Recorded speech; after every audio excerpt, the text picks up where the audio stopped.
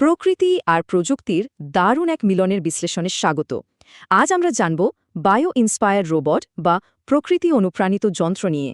সহজ কথায় প্রকৃতির জীবন্ত প্রাণীদের আকার, আচরণ বা কাজের ধরন নিখুঁতভাবে কপি করে বানানো রোবোটিক সিস্টেমই হল বায়ো ইন্সপায়ার্ড রোবট। যান্ত্রিক কাঠামোতে পাখির এই নিখুঁত ডানাগুলো প্রমাণ করে প্রকৃতির অসাধারণ শারীরিক অভিযোজনগুলো যন্ত্রের মাঝেও কি অবিশ্বাস্যভাবে ফুটিয়ে তোলা সম্ভব। এই অভাবনীয় ক্ষেত্রটি মূলত জীববিজ্ঞান, মেকানিক্যাল ইঞ্জিনিয়ারিং, কম্পিউটার সায়েন্স এবং কন্ট্রোল থিওরির এক দারুণ নিখুঁত সমন্বয়ের ফসল। এই পুরো বিষয়টির মূলে রয়েছে চারটি প্রধান স্তম্ভ: সেন্সিং, লোকোমোশন, ম্যাটেরিয়ালস এবং সোয়ার্ম বিহেভিয়ার। চলুন ধাপে ধাপে এগুলো ভেঙে বোঝা যাক। প্রথমেই আসছে সেন্সিং ও পারসেপশন, অর্থাৎ একটা যন্ত্র ঠিক কীভাবে তার চারপাশের পরিবেশকে একদম জীবন্ত প্রাণীর মতো অনুভব করতে পারে।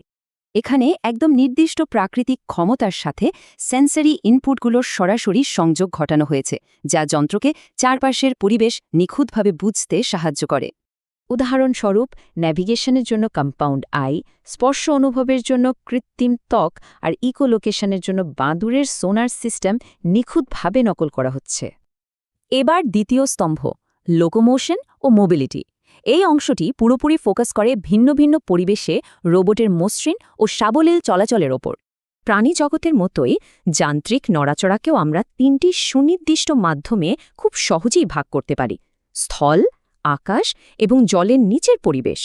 কাজের ধরন অনুযায়ী আকার, কুকুরের মতো লেগড রোবট থেকে শুরু করে মাছের মতো সাবলীল সাঁতারু রোবটই এর সেরা উদাহরণ।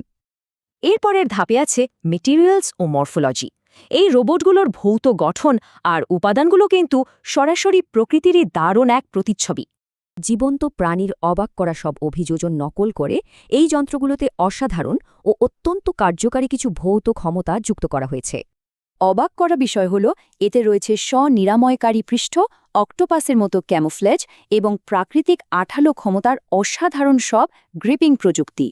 একদম শেষ স্তম্ভটি হল সোয়ার্ম ও কালেকটিভ বিহেভিয়ার। এটি একটিমাত্র রোবটের গণ্ডি পেরিয়ে বিশাল দলের সামষ্টিক আচরণের দিকে নজর দেয়। খুব সাধারণ কিছু রোবটের ভেতরে চমৎকার সমন্বয় ঘটিয়ে কিভাবে অত্যন্ত জটিল ও উন্নত দলগত কাজ সম্পন্ন হয় তা সত্যি অভাবনীয়। কাজগুলো নিজেদের মাঝে ভাগ করে নেওয়া আর কিছু মৌলিক নিয়ম মেনে চলা, এগুলোর সমন্বয়েই জন্ম নেয় অসাধারণ এক সামষ্টিক বুদ্ধিমত্তা। এই ব্যাপারটিকেই বলে কালেকটিভ এমার্জেন্স।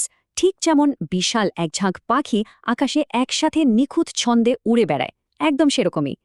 সেন্সিং, মুভমেন্ট, নতুন সব ম্যাটেরিয়ালস আর সোয়ার্ম লজিক, এই সব কিছুর শেকড়ে লুকিয়ে আছে প্রকৃতির সে অসাধারণ নিখুঁত সব ডিজাইনের ভেতরে। শেষে একটা প্রশ্ন রেখে যাই, বায়োরোবটিক্সের এই বিস্ময়কর অগ্রযাত্রায় জীববিদ্যা আর যন্ত্রের মাঝের সূক্ষ্ম পার্থক্যটা ভবিষ্যতে আদৌ টিকে থাকবে?